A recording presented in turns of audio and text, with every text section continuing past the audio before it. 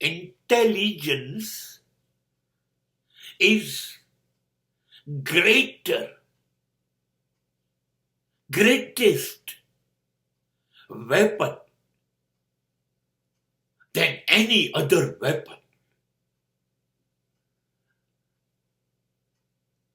બુદ્ધિ એવું શસ્ત્ર છે કે શસ્ત્ર કામ નથી કરતા.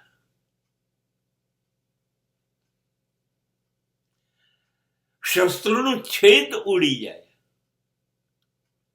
નકામા થઈ જાય, નિરર્થક થઈ જાય. જો કે શસ્ત્રો નું સર્જન જ એ બુદ્ધિથી થયું છે.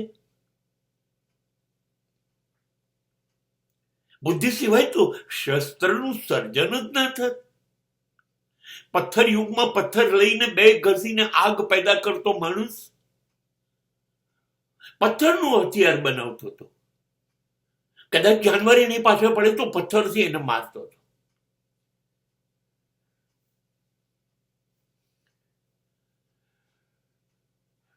એ જ પહોંચ્યો ને તલવાર સુધી, ભાલા સુધી, બરછી સુધી.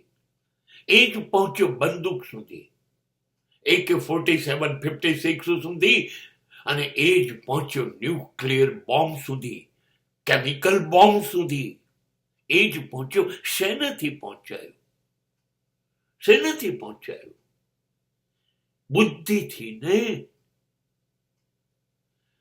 બુદ્ધિ સામે બધા શસ્ત્રો નિષ્ફળ, કેમ કે શસ્ત્રોનું સર્જન બુદ્ધિએ કર્યું. બુદ્ધિ ન હોત તો શસ્ત્ર સર્જાયા ન હોત. શસ્ત્રો હોવા છતાંય લોકો હાર્યા હતા. મોગલોએ જ્યારે મરાઠા વાડો પર હુમલા કર્યા, શસ્ત્રો કેટલા બધા હતા, સૈનિકો પુષ્કળ હતા. મોગલો પાસે, શિવાજી પાસે એવું કશું નહોતું. આ હતું ને, બુદ્ધિ હતી ને. થોડાક મરાઠાઓએ આ લોકોનું લશ્કર ખલાસ કરી કાઢ્યું. એ બુદ્ધિ હતી ને. લશ્કર જતું હોય અને પહાડ ઉપરથી પથ્થરો ને શિલાઓ વરસાવવી, લશ્કર સૂઈ ગયું હોય ત્યારે રાત્રે એના શસ્ત્રો ચોરી જવા, એના ઘોડાઓનો નાશ કરવો,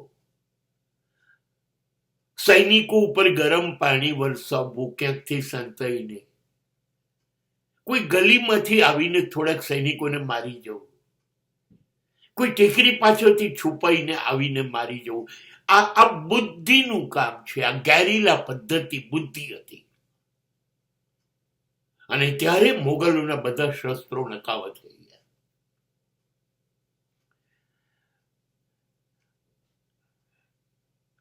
આ બુદ્ધિ શસ્ત્ર નું સર્જન કરે છે, બુદ્ધિ શાસ્ત્રોનું પણ સર્જન કરે. બુદ્ધિની સામે બધું જ નકામું. શસ્ત્ર કે શાસ્ત્ર બધું જ નકામું છે.